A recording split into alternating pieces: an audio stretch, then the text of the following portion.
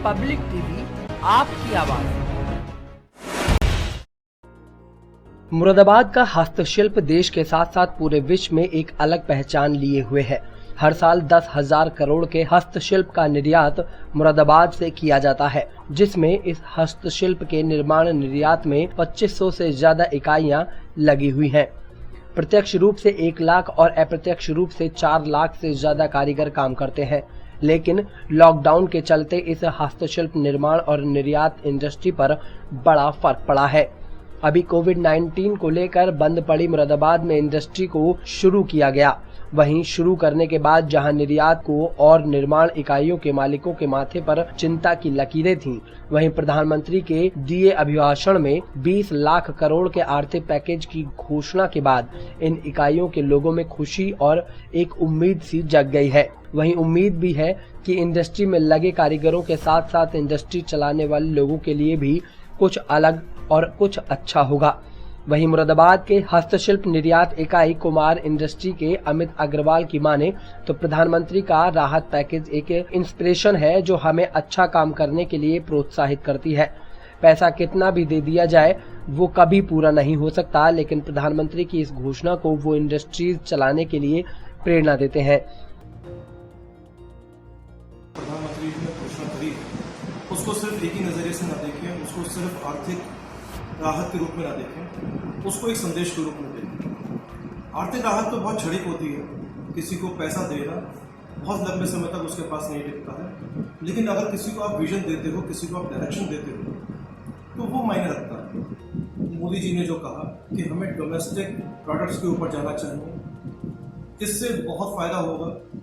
एक तो हमारे अपने देश की जो इंडस्ट्री है, उसकी जो उद्योग है वो बढ़ेंगे। हमारा जो धन खर्च होता है और उसका एक अधिकांश भाग जो विदेशी कंपनियां अपने प्रोडक्ट को बेचकर ले जाती हैं, वो हमारे देश में रहेगा। सरकार की एक मंशा है, उन्होंने ये कहा है कि आप अपने उद्योगों को लेकर आगे बढ़िए, देश की जनता आगे बढ़े और सरकार उनके साथ में खड़ी है।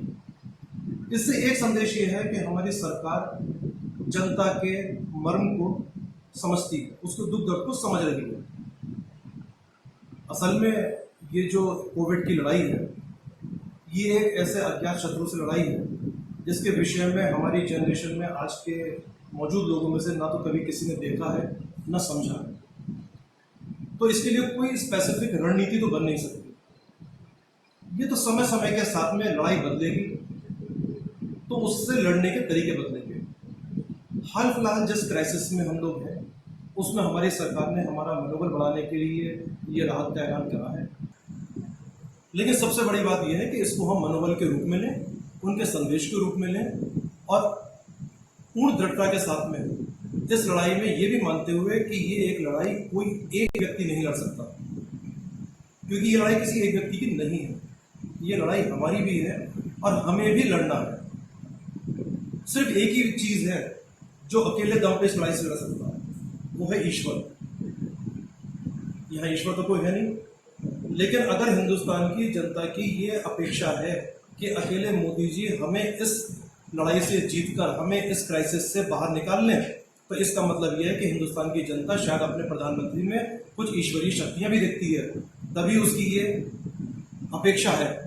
और अगर उनमें ईश्वरीय शक्ति हम देखते हैं या उनसे ऐसी उम्मीद करते हैं, तो उनकी कही बात को एक ईश्वर की बात मान के उस पर अमल भी करें। वहीं मुरादाबाद के हैंडीक्राफ्ट एक्सपोर्टर्स एसोसिएशन के महासचिव अवधेश अग्रवाल की माने तो मुरादाबाद की इंडस्ट्री से 10,000 करोड़ रुपए का हर साल निर्यात होता है। वहीं इसमें 2500 से ज्यादा इकाइयां मुरादाबाद में काम कर रही हैं। इसमें प्रत्यक्ष रूप से 1 लाख, अप्रत्यक्ष रूप से 4 लाख से ज्यादा बढ़कर काम कर रहे हैं और हमें उम्मीद है कि हमें मजदूरों को साथ लेकर चलना है। मजदूरों को लेकर सरकार की अच्छी घोषणा होगी। वहीं प्रधानमंत्री के पैकेज ने इंडस्ट्री को एक उम्मीद जगाई है।